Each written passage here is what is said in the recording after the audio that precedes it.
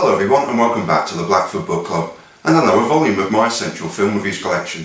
Thanks for being there. Welcome back. Are you watching closely? Every magic trick consists of 3 parts or acts. The first part is called the pledge. The magician shows you something ordinary, a deck of cards, a bird or a man. He shows you this object, perhaps asks you to inspect it to see that it is indeed real, but it probably isn't. The second act is called the turn. The magician takes the ordinary something and makes it do something extraordinary. Now you're looking for the secret, but you won't find it because of course you're not really looking. You don't really want to know. You want to be fooled, but you won't clap yet. Because making something disappear isn't enough. You have to bring it back. That's why every magic trick has a third act, the hardest part, the part we call the prestige. With so many twists and turns and unexpected events, this is another masterpiece that is difficult to describe and do justice to without spoilers, so please bear with me as I try. And as I say so many times to so many people, if you haven't seen this film before, you simply have to. And you'll watch again and again as you piece together the multitude of little hints and nods as you watch for a second, third or fourth time. It's a multi-layered treat of a film with some standout performances which I'll come to after a brief admission to my own obsession with magic, tricks and illusions. I've always been obsessed by magic from an early age, but of recent times David Blaine and particularly Derren Brown are my heroes in this regard, as they continually produce illusions and tricks that truly boggle the mind and have you grasping for the reason or the prestige. It truly brings out the child in me and fascinates and perplexes me in equal measure, and for that I'm forever thankful. And it's never quite what you expected, is it? Anyway, onto the film. Starting with the cast, and what a stellar cast it is too. Some of the best character actors of our generation are here. Christian Bale, Michael Caine, Hugh Jackman, Scarlett Johansson and Andy Serkis, ably supported by Piper Perabo, Rebecca Hall and a scene-stealing cameo from David Bowie. To the screenplay, written by Christopher and his brother Jonathan, based on Christopher Priest's novel of the same name. Wally Pfister is again masterly as director of photography, and David Julian again returns to provide a haunting score throughout. The closing credits play out with Tom York's great song Analyze, and how very, very apt. But we're getting ahead of ourselves. The film opens with the very premise of the whole movie, that every magic trick or illusion comes in 3 parts or acts.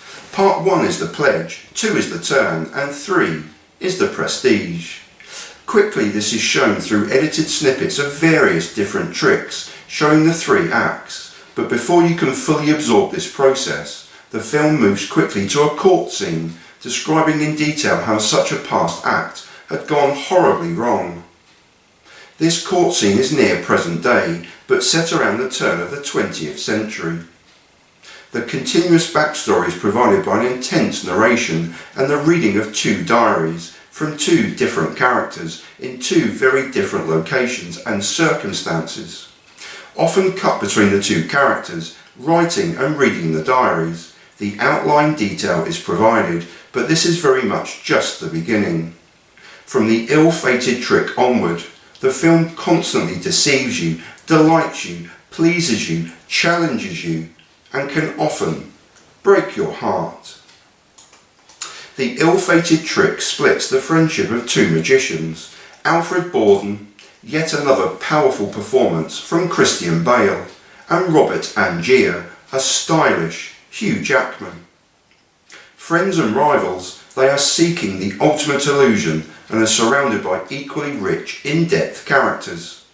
Cutter sees Michael Caine as a magician's ingénieur, a creator of the physical aspects to the illusions, and Caine is brilliant throughout.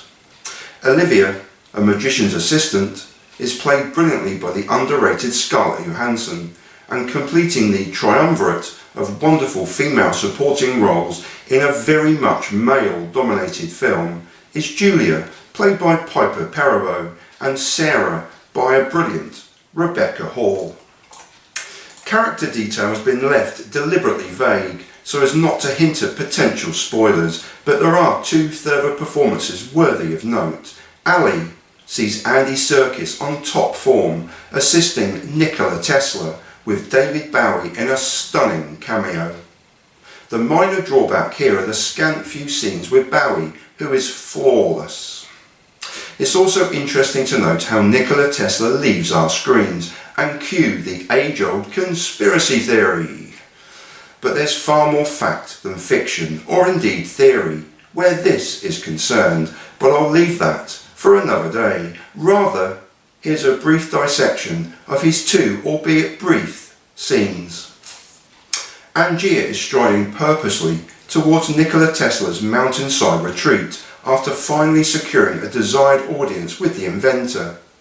Entering his workshop, he is greeted by an electrical current running throughout the room, and especially in the corner of the room, and looks aghast. Ali reassures him it's perfectly safe.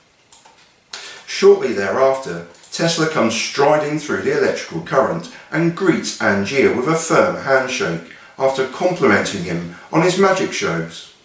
He then shows Angier an example of what is possible as they hold hands again, with Angier's free hand holding an unconnected light bulb.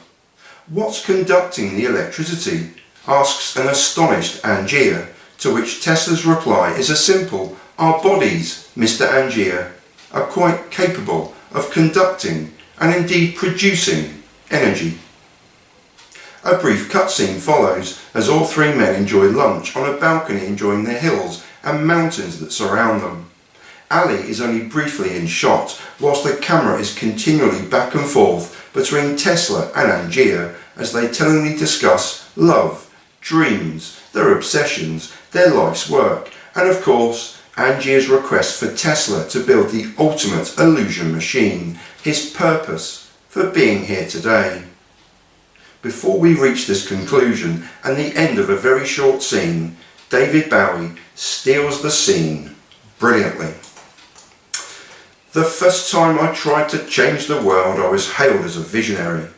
The second time, I was asked politely to retire. A film of constant deception, of obsessively striving for that one unique trick, of envy and how that eats away at the soul. It's also a further and indeed heightened take on the question of does the end justify the means? It can also be viewed as a tale of redemption, but ultimately it's a tale of broken friendships and a total devotion to the art of magic and producing a unique illusion. The rivalry throughout even encompasses that of Tesla and his competitor Thomas Edison, but it centres on a working class magician prepared to get his hands dirty, and that of an aristocratic showman seeking the adulation of the crowd for his one ultimate unique trick. Christopher Nolan infuses his own devotion to the art of filmmaking here to bring us a film so unique, so well told, so well layered and so beautifully shot and captured that it remains a joy to watch again and again. Both Wally Pfister, cinematography, and Kevin Cavanagh, art direction, were nominated for Oscars, both ultimately losing out. However, this film is a real treat and a cinematic masterpiece that never ages. And that was The Prestige, directed by Christopher Nolan. And I think, although I'm going slightly mad, that I've read and released that before. But anyway, abracadabra, here it is again. And my name's Stephen Blackford, writer and reader of pointless but heartfelt and spoiler-free film reviews since 2012. And I leave you in peace and in solidarity. And I thank you so much for watching, even if you watch it again. Abracadabra. Peace.